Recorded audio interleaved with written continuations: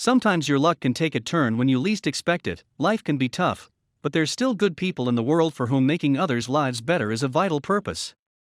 Woodrow Wilson's wasn't at a good spot. He lived in the streets of Chicago, and a particularly crude winter was coming. It was getting harder and harder by the day to endure the cold during the nights. He was in need of money, and he needed it now.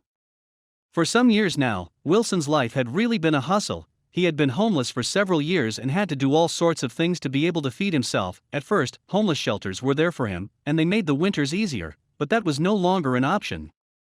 However, things hadn't always been so bad for Wilson. Something had happened in his past that led him to the situation where he now was.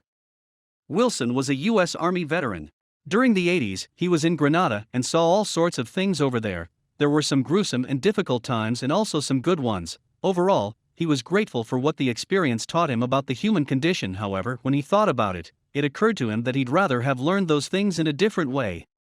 Still, when he came back home, he expected all his grief and effort to be rewarded by his government somehow, but he found something different. When he came back home from Grenada, things weren't easy. He couldn't find a job and ended up spending all his savings in a matter of months. Finally, he was evicted from his flat. And things went downhill from there. At first, he could rely on homeless shelters, but he still needed money.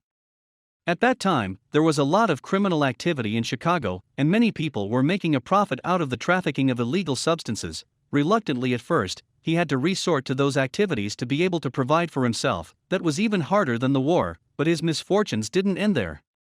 At one point, he got caught. His lawyer was sloppy and careless, and people were catching sentences left and right at that time for that kind of offense.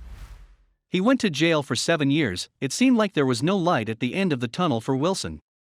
After he got out, he gave up on illegal activities as he had learned his lesson, but things only went downhill from there.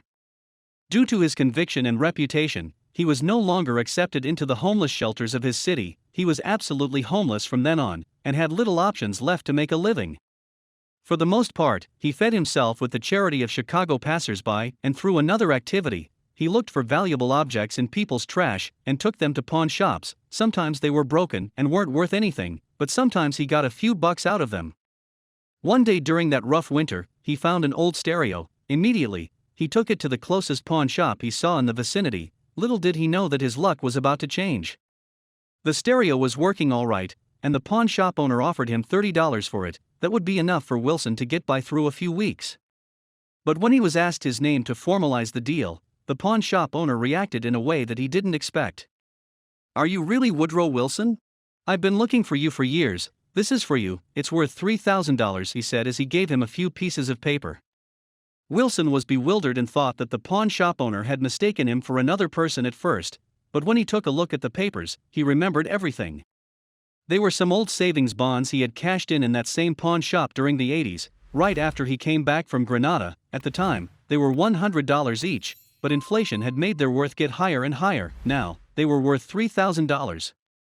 But how did the owner of the pawn shop know they were his? He was too young to have been working during the 80s. The answer is simple. The current owner, a man named Chris Mathis, had taken over the shop in 2003. He had gone through all the old savings bonds people had cashed in the past and, knowing that their value was higher now, he had been trying to locate all of their owners. But Wilson had been the hardest one to find for him. The man seemed impossible to locate. After a while, he hired a private investigator, who found out that Wilson was homeless at that time and living somewhere in the streets of Chicago. After a while, Mathis was close to giving up on finding Wilson, but he never threw those bonds or cashed them in himself, which says a lot about his character. He gave the old bonds to Wilson, who immediately started crying tears of joy and thanked Mathis for his kindness and righteousness. That unexpected money would make his life a lot easier. Pawn shop owners aren't generally known for being sentimental people, Mathis commented to reporters who asked him about the story, but clearly, Mathis was cut from a different cloth. Thank you for watching this fantastic story. Please tap one of the 2 videos on your screen for another amazing Wonder Stories.